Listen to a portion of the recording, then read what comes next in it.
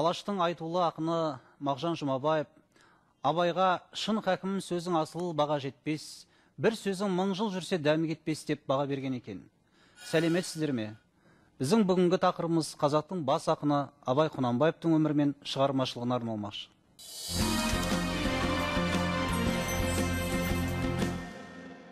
Қазақтың бас ақыны, ағартушы, қазақ әдебиетінің негізін қалаушы, композитор Абай Құнанбайұлы 1845 жылың 10 тамыз күні қазіргі Шығыс Қазақстан облысының Шыңғыс тауында дүниеге келген. Әкесі Құнанбай өз замандағы атақ даңқы алысқа кеткен абыройлы адамдардың бірі болған. Ибраһимді анасы Ұлжан Абай деп еркелетіп атаған. Ол сол есіммен тарихқа енді. Абай жастайынан ақ ерекше қабілетімен көзге түседі. Әкесі оның зеректігін байқағаннан кейін Семейдегі Ахмет Риза медресесіне береді. Қазақ әдебиетінде Абай ең көп зерттелген тұлға.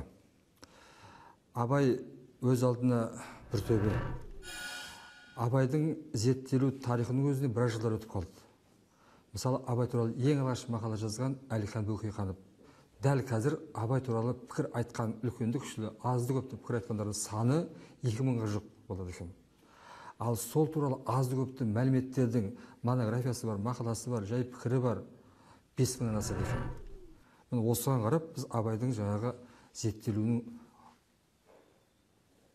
соншалық мол екенін байқаймыз. Абай алғашқы кезде өз өлеңдерін досы Көкбай ақынның атымен жариялап, 1886 жылдардан ғана бастап, өз атымен шығарған. Абайдың ғылымға, өлең жазуға белсене кірісуі 40 жасынан бері қарай. Өз айналасындағы ру тартысынан, ескіліктен, надандықтан жеріне бастаған дана ақын өз елін ел етуді ойлайды да осының жолын іздейді.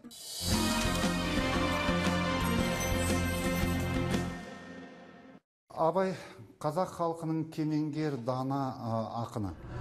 Жалпы қазақ халқы үшін Абай сусындайтын нәр бұлақ, рухани азық. Абайдың сөздері тек қана қазақ халқына ғана емес, бүкіл әлемдегі жер шарындағы барлық халыққа ғибрат болатындай, бүкіл адам баласына ортақ сөздер айтқан адам. Әрбір ғалым хәкім емес, әрбір хәкім ғалым дейді Абай. Абайдың хәкімдігі оның әр сөзінен, әр өлеңінен білінеді. Абай мұрасын шартты түрде 3 топқа бөліп қарастыруға болады. Біріншісі өз жанынан шығарған төл өлеңдері, екіншісі ғақлия, яғни Абайдың қара сөздері деп аталатын прозасы.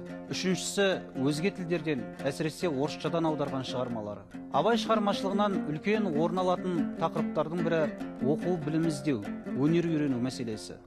Ақын ғылымды қазақ жұртшылығын мешеуліктен құтқару, тығырықтан жол табу мақсатында уағыздаған. Абай ғылымды рухани дамудың баспалдағы деп те қараған. Қараңғылыққа жаны күйген Абай жұртты надандықтан, сауатсыздықтан құтқарудың жолы ғылым, өнер деп біледі. Бірақ ол ақын осы жолда қолдау таппай, атымды адам қойған соң қайтып надан болайын, халқым надан болған соң қайда барып оңайын деп күйінішін білдіреді. Абай қазақтағы еріншектік, дарақылық, өсекшілдік, мақтаншақтық, жағымпаздық сияқты жаман қылықтарды сынап, біріңді қазақ, бірің дос, көрмесең істің бәрі бос деген сөздермен түйіндеп отырады. Ақын шырқы бұзылған халықтың бейнесін суреттеген қалың елім қазағым қайран жұртым өлеңінде қалың елім қазағым қайран жұртым, ұстарасыз аузыңа түсті мұртың, жақсы менен жаманды айырмадың, бір қан, бір май боп енді құртың деп қазақтың жоғын жоқтай отырып, қоғамның диагнозын дәл қоя білді. Абай осы адамгершілікті жүйелі түрде айтады. Бір қалыпқа салып, бір ілімге айналдырып айтады. Абайда атақты адамгершілік ілімі бар. Бұндай адамгершілік ілімі өзге ақын жазушыларда жоқ. Абайдың табиғат лирикасы өз алдына бір сала. Оның жел үстінде жарғай, көз, қыс, жаз деген өлеңдерін оқығанда табиғаттың әртүрлі құбылысы көзің елестейді.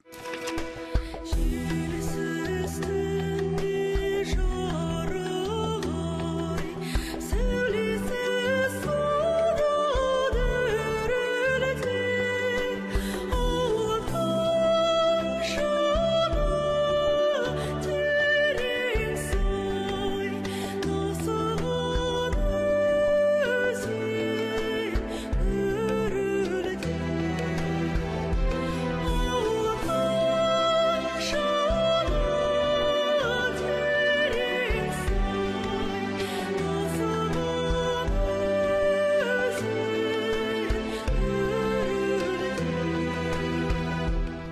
Ақын өлеңдерінде табиғаттың тек жалаң суретін ғана беріп қойған жоқ.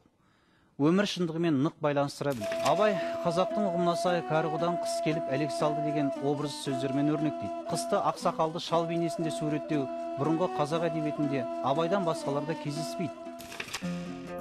Ақ киімді денелі ақ сақалды, соқыр мылтау танымас тірі жанды. Үсті басы ақ қырау, түсі суық, басқан жері сықырлап келіп қалды. Абай. Данышпан Абай мынау жалған дүниеде 5 күндік тіршілік үшін айтысып тартыспа, бір-біріңнің қадіріңді біл, Алланы сүй, Алла жаратқан адамды сүй деп анық айтады. Махаббатсыз дүние бос, айуанға оны қосыңдар. Бұл жолдар Абай поэзиясының өзегі. Жазба әдебиетіміздің тарихына көз салсақ, сүйіспеншілік махаббат мәселесінде биікке көтере жыр еткен бірінші ақын Абай екендігін көреміз. Абайдың махаббат тақырыбына жазған өлеңдердің ішінде оның эстетикалық идеалын айқындайтын өлеңдерде жиі кездеседі. Абайдың артында қалған мұрасы жалпы жиыны 169 өлең, 4 поэма, 1 аударма поэма, 54 аударма шығармасы, 45 қара сөз деп жүрміз. Содан кейін бірер сөз қазақтың қайдан шыққандығы туралы деген мақаласы, содан кейін сенатқа жазған хаты. Міне осындай ғана шығарма. Жалпы жиналып келген уақытта Абайдың шығармалар жинақ екі-ақ том болады. Бірақ сол мұраның өзінің салмағы енді кішкентай ғана қара тас атан тарта алмас жүк болып. Сөйтіп халқымыздың үлкен мұрасына айналып отыр. Абайдың қара сөздері ұлы ақынның сөз өнеріндегі көркемдік қуатын, даналық дүние танымын даралап көрсететін шығарма. Негізінен сұрақ жауап не оқушылармен, не өзімен өз кеңесу болып келеді. Абайдың қара сөздері мен өлеңдеріндегі идеялар бір-біріне қабысып отырады. Бұл еңбектердің көпшілігінде бұрын қозғалмаған тың соны пікірлерді қозғайды. Абай қара сөздерінде адал еңбек ету, егін салу, саудамен айналысу, өнер үйрену, білім ғылымды игеру, адамгершілік, имандылық секілді бірталай көкейкесті әлеуметтік мәселелерді кеңінен толғайды. Қара сөздер Абай өмірінің соңғы қиын жылдарында жазылды. Абай орыс әдебиетін 1882 жылдан бастап аударған. Абай аудармақшы болған автормен өзі бәсекеге түскен. Абайдың аудармалары шын мәнінде де ой жарыстыру. Сондықтан Абай жасаған аудармаларын оның ой кеңістігінің өрісі деп қабылдаған жөн. Қазақтың бас ақыны Абай Құнанбай. Онан асқан бұрынғы соңғы заманда қазақ баласында біз білетін ақын болған жоқ. Ахмет Байтұрсынов. Абай өмірінің кейінгі тұсында қазақ қауымына сырттан келген аңыздар негізінде Ескендір, Масқұт, Әзім атты поэмаларын жазды. Хакім Абайдың аса көңіл бөлген мәселелерінің бірі музыка. Ең алдымен ақын әнге, музыкаға өз көзқарасын білдіріп, құлақтан кіріп бойдалар, жақсы ән мен тәтті күй, көңілге түрлі ой салар, әнді сүйсең менше сүй деген ақын 8 аяқ, қор болды жаным, Татьянаның әні, айттым сәлем қаламқас сияқты әндер шығарып, музыка өнерінің дамуына да үлкен үлес қосты.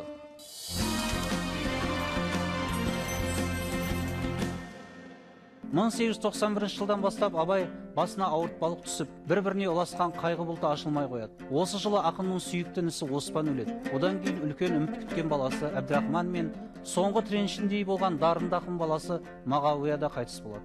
Осындай қабаттасқан қайғы қасіреттен күрт сынған Абай Мағауияның қазасынан кейін 40 күннен соң өзде дүние салды. Өлді деуге сияма, ойлаңдаршы, өлмей тұғын артына сөз қалдырған деген Хакім Абайдың өз сөзіне жүгінсек, Абай мәңгі тірі.